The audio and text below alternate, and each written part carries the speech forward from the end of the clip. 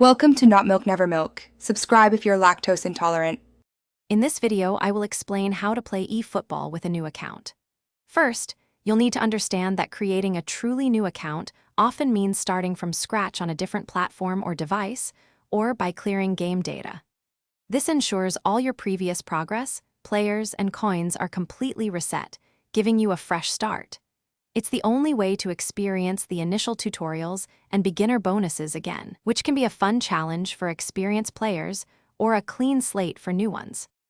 To begin, you'll typically need to clear your eFootball application data or reinstall the game entirely on your device.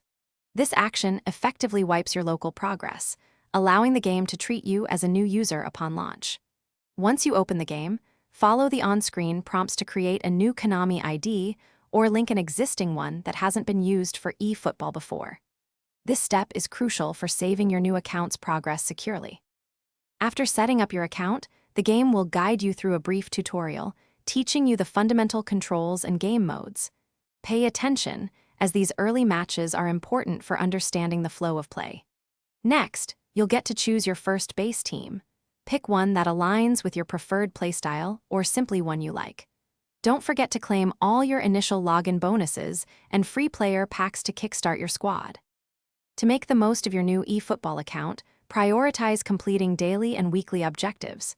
These tasks offer excellent rewards like GP, eFootball points, and even player contracts, helping you build your team quickly. Also, keep an eye out for special beginner events, as they often provide generous bonuses tailored for new players. Remember, consistency is key to growing your squad. And hey, for some great deals, including a link to darn tough socks, check out the description below this video. Thanks for watching. If this was helpful, leave a like and consider subscribing. See you next time.